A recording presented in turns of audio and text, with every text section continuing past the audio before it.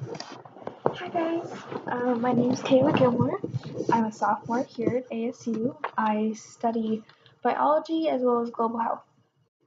I'm here with you guys tonight to really give each and every one of you an opportunity to ask questions and really whatever you want to know about not only HIV but also sexual health in general. At least for me, I know I never.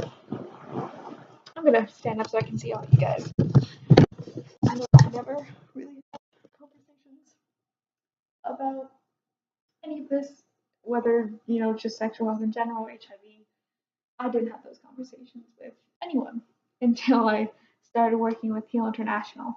So I really want to give you guys an opportunity that I wish I had. And I'm so glad you guys are here to join because that means not only are you wanting to know, you're committed to your own health and also your loved one's health. I mean, why else would you be here at 9 o'clock at night? So really, thank you for being here. And I'm so pleased to get to be a part of your journey. So, sorry about that. We're here tonight to talk about HIV prevention. Before we do so, I just want to make sure everyone's on the same page. So, the core of what I do is about 6 minutes. At the end, we're opening up to a Q&A. But in order for you guys to get the most out of not only this conversation, but also any questions you have, I really want to make sure that anything personal that anyone has to say, whether it's a comment, a question, a concern, I really want to make sure anything personal stays in this room. All right, I want everything to be confidential. So if I could just get an agreement from everyone, if you could raise your hand if you agree that anything's personal that's said, any personal comments, questions, concerns, anything personal, that it stays in this room. All right, let me count. Awesome. Wonderful. Alrighty. Oh, and if you need to take a break, get a drink of water, go to the bathroom, all those are right outside the hall. And just come back whenever you guys are ready. Alright, so prevention. We like to say protecting yourself and loved ones from HIV is as easy as A, B, C. So these are all acronyms for methods that a person can use at any given time in their life in order to make sure they themselves and their loved ones are protected from HIV. So when we're talking about A, what do you guys think A stands for? I know I heard it in schools a lot growing up. Yeah, so A stands for abstinence. Um, now I'm sure this word has a lot of connotations, like via schools or religious connotations. Whatever definition you have of abstinence, do me a favor, picture it in your mind. Okay, now toss it out. HIV is going to have its own definition of abstinence.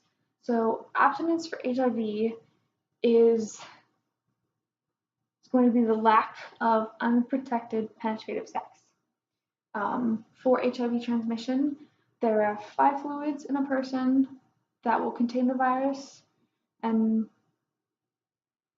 if any of these 5 fluids enters the body through any of these like 4 doors, HIV transmission can occur. So when we're talking about abstinence, as long as none of the fluids touch anyone's doors, that will be the definition of abstinence.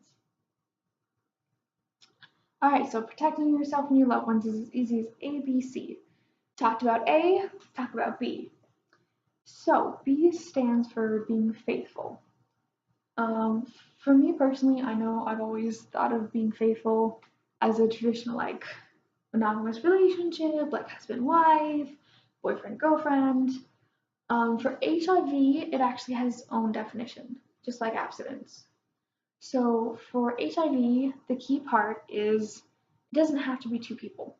It can be multiple people. It's just what's key here is every party, every person involved in this relationship, they need to get tested, know they're HIV negative, and be open and communicative about it. All right, so another thing HIV doesn't care about is math.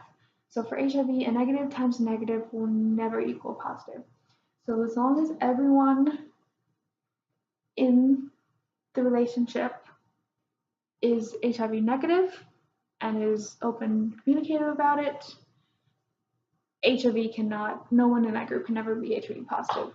So being faithful is one of the methods of prevention. Alrighty, so if protecting yourself and your loved ones is easy as A, B, C. C is going to stand for condoms. What's key with condoms is that it's one condom per person per sex act. So something like double bagging or using a female condom and a male condom is actually counterproductive. When you're using two, it can cause tearing, and so the fluids can then enter through the doors. So it's key that one condom per person per sex act. Also, latex condoms are great at preventing HIV. If you have a latex allergy, polyurethane or nitrile condoms are great as well. Natural condoms are great at preventing pregnancy, but they will not prevent HIV transmission. So it's key that you use one of the three. Alright, so protecting yourself and your loved ones is easy as A, B, C. And the great thing about the ABCs is at any given moment in a person's life, they can choose to switch. So I could go from being A to C to B, back to C, back to A. It doesn't matter. What's key is that each person finds which ABC works for them, and as long as they're using one, they can prevent HIV from infecting them and their loved ones. All right, that's my spiel. Thanks for being here, and let's open it up to a Q&A.